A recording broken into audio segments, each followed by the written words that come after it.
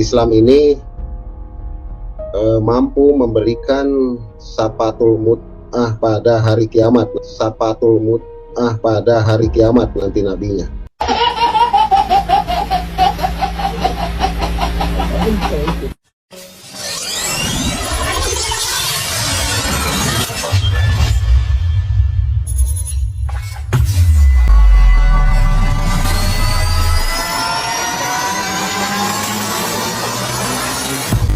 Bismillahirrahmanirrahim. Assalamualaikum warahmatullahi ta'ala wabarakatuh.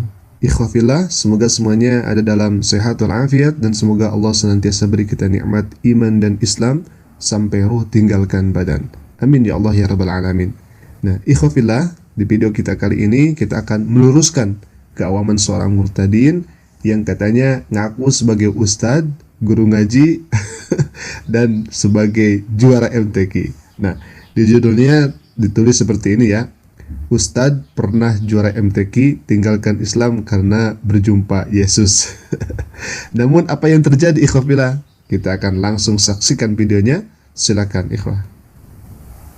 Teman-teman, pada malam hari ini kita akan diberkati dengan satu kesaksian yang luar biasa, di mana narasumber pada malam hari ini adalah seseorang yang berlatar belakang. Wow, ya, beliau seorang ustadz.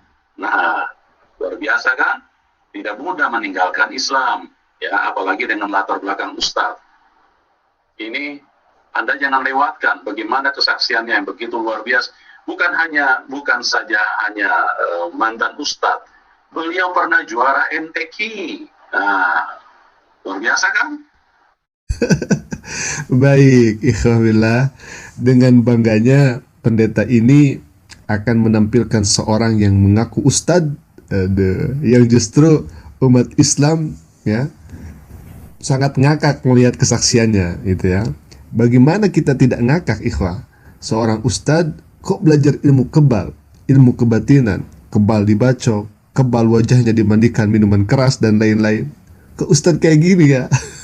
Kan ini sama dengan dukun ya. Baik, kita akan saksikan videonya berikut ini. Silakan ikhwah. Saya terlahir di keluarga muslim yang taat. Setelah di samping taat juga melakukan sekolah dengan baik, sekolah rutin seperti biasanya, dan setelah pulang sekolah langsung berangkat sekolah lagi, yaitu sekolah agama. Sekolah agama, belajar Al-Quran hadis, ibadah syariah, terus ilmu hadis dan ilmu fikih. Baik, barusan pengakuan Bapak ini katanya beliau belajar agama, Al-Quran hadis, ilmu fikih dan yang lainnya. Wah, ini komplit ya. Ini sangat komplit, ibaratnya bubur pakai topping. Namun dibalik klaim orang ini justru menimbulkan kekocakan yang tiada tara ikhwafillah. Nah, silakan kita saksikan videonya. Islam ini mampu memberikan syafatul mut'ah pada hari kiamat, syafatul mut'ah pada hari kiamat nanti nabinya. Itu yang saya alami pada doktrin sebelumnya. Waduh. Ini syafatul mut'ah. Ini doktrin dari mana, Pak? Katanya Bapak belajar Al-Quran hadis, fikih, dan sebagai ustadz juga gitu ya. Masa syafaatul uzma dibilang syafaatul mut'ah? saya curiga kalau kayak mut'ah gini, sepertinya Bapak ini agamanya diseberang ya. Gitu, bukan agama Islam yang sebenarnya. Gini, sejak kapan Nabi akan memberikan syafaatul mut'ah di akhirat coba? Sejak kapan ini, Pak? Aduh, ini Bapak ini ada-ada saja ya, lawakannya bikin segar, mengalahkan Raditya Dika jokesnya ya. Baik, kita akan lanjut lagi ke video berikutnya ini sahabat. Silakan kita akan saksikan pamut berikut ini ya. Selain belajar agama, ada ajaran tambahan juga yang saya lakukan pada saat itu. Saya meraih ilmu itu, ilmu-ilmu yang tidak seperti orang lakukan, yaitu ilmu tidak mempan dibacok lah, ilmu tahan ditembak, terus ada silet pun saya makan, tidak masalah, tidak ada apa-apa. Air keras pun dipakai cuci muka dulu pada saat itu. Jadi air keras atau benda-benda tajam tidak kena di badan saya. Dengan ritual-ritual khusus ya,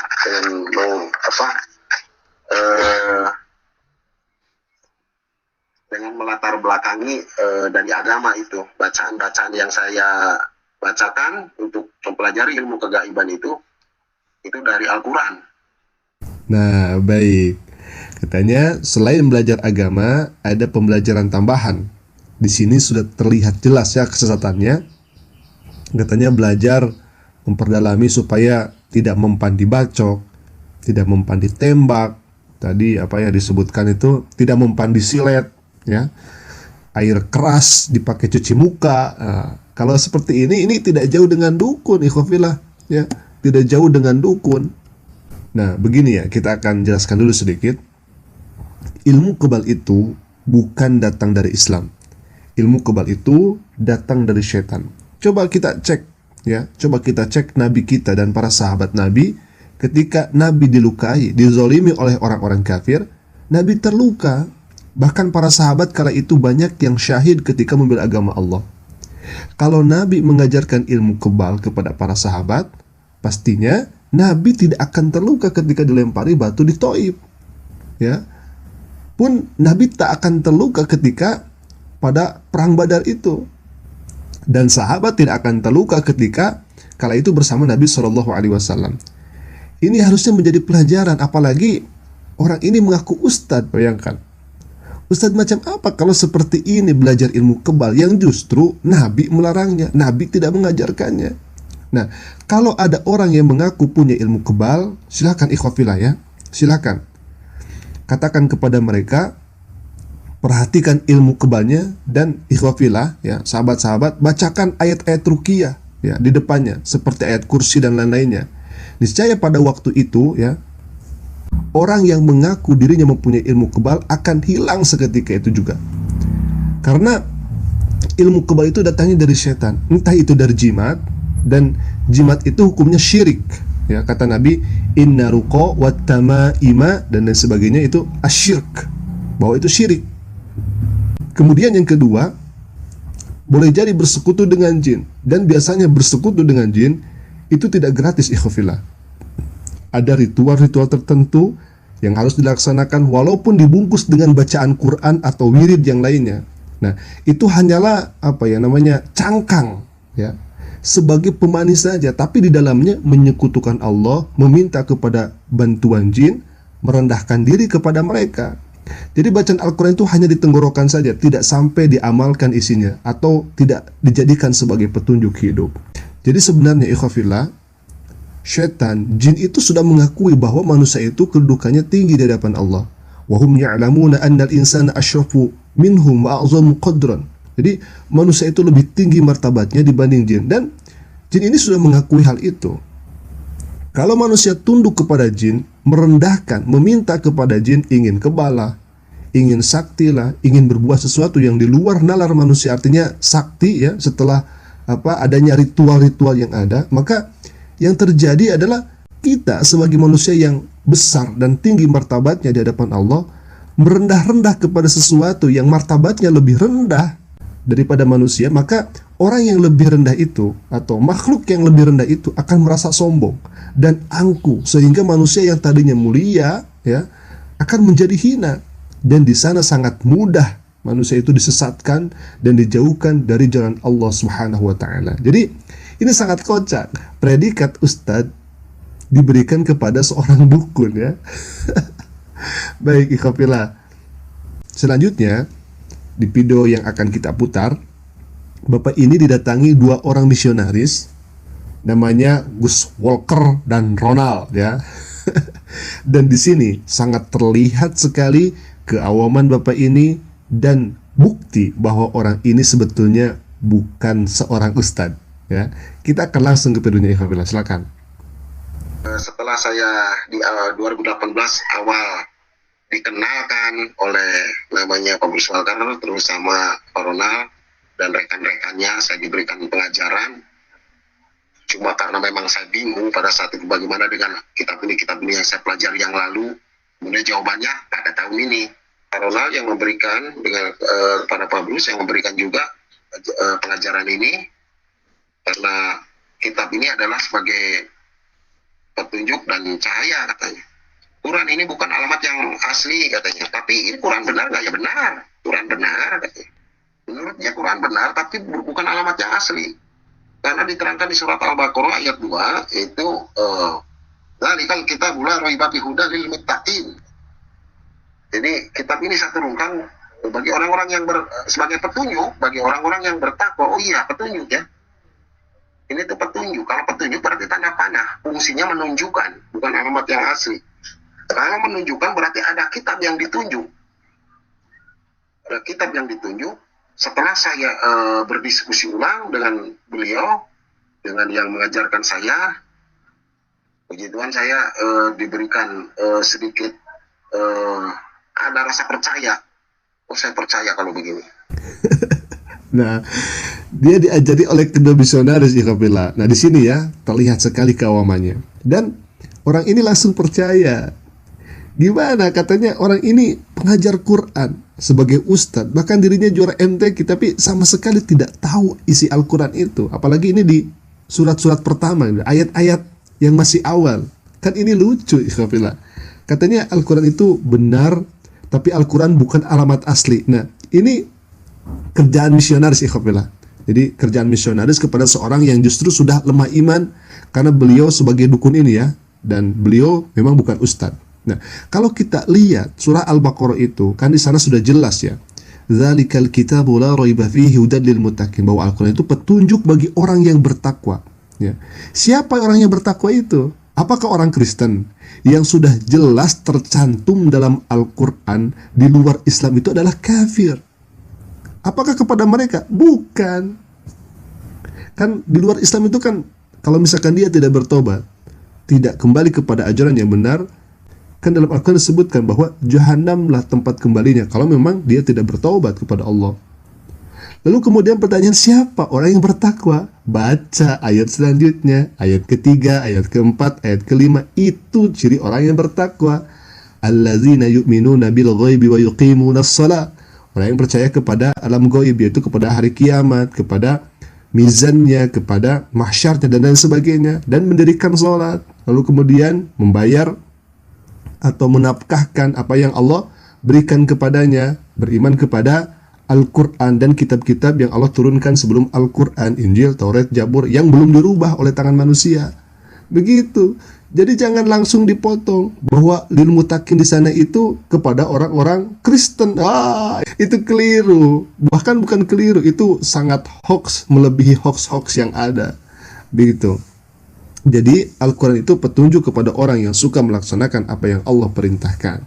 Begitu ya ikhwafillah. Nah, ini pelajaran bagi kita juga, karena misionaris itu akan terus mengajak kepada kesesatan-kesesatan yang tadinya kita berada di jalan agama Allah Ta'ala, kemudian mereka melakukan sebuah syubhatan, sebuah kekeliruan dalam memahami Al-Quran, sehingga kalau misalkan tujuannya kepada orang-orang awam, ini sangat berbahaya ikhwafillah. Maka kita sebagai umat Islam pelajari Al-Quran dari sumbernya tentunya. Dan kalau misalkan kita tidak mengetahuinya, karena dalam Al-Quran itu kan ada ayat muhkamat, ada ayat mutasyabihat, kita langsung tanyakan kepada orang-orang yang paham tentang Al-Quran, bukan belajar kepada misionaris. Nah, ini kekeliruan bapak ini. Sudah tadi predikatnya dukun ya, lalu kemudian dia dimisionarisi oleh orang-orang di luar Islam, auto dia tersesat ya. Semoga kita doakan saja, semoga orang ini mendapatkan hidayah dari Allah Ta'ala. Baik ikhwafillah, mungkin itu yang bisa kami sampaikan. Terima kasih, semoga bermanfaat. Assalamualaikum warahmatullahi ta'ala wabarakatuh. Assalamualaikum warahmatullahi ta'ala wabarakatuh. Sahabatku yang dimuliakan Allah Subhanahu wa ta'ala, dalam surat At-Taubah ayat 60 Allah berfirman, innamas shadaqatu lil fuqara'i wal masakin wal 'amilina 'alaiha wal mu'allafati qulubuhum. Dalam ayat itu Allah menjelaskan bahwasanya salah satu asnaf yang mesti dibantu dan mesti kita tolong adalah mu'allaf, atau orang yang hendak kita lunakkan hatinya.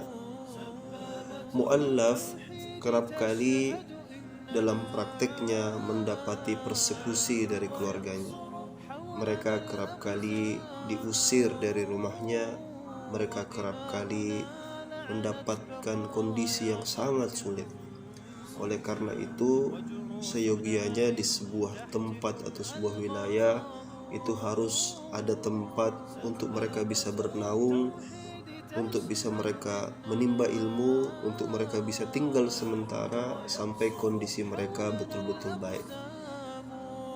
Yayasan Bina Mandiri dan Pemberdayaan Umat Al-Muhtadin ini adalah yayasan yang meskipun baru tapi punya cita-cita yang mulia. Mereka ingin melindungi, menjaga para mu'allaf ini. Apatah lagi yayasan ini didirikan juga oleh seorang mu'allaf.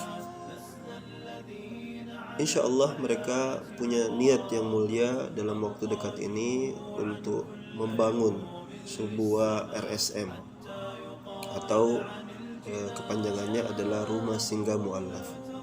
Rumah Singgah Mu'allaf yang mungkin kita kurang familiar mendengarkannya karena masih kurang.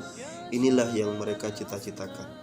Ada rumah singgah di mana mereka mu'allaf itu yang seperti saya katakan di awal tadi bisa menjadi rumah kedua mereka atau bahkan rumah utama mereka dalam menjalankan atau mengukuhkan akidah-akidah mereka. Saya minta kepada antum semua untuk ikut membantu, berapapun nilainya insya Allah akan bernilai pahala di sisi Allah Subhanahu wa ta'ala. Terima kasih saudaraku sekalian yang tergerak hatinya, yang sudi membantu. Kalaupun misalnya tidak dapat membantu secara harta, Anda bisa bantu sebarkan pesan ini. Semoga Allah Subhanahu wa ta'ala memberikan keberkahan dalam kehidupan antum, dalam rezeki antum. Wassalamualaikum warahmatullahi ta'ala wabarakatuh.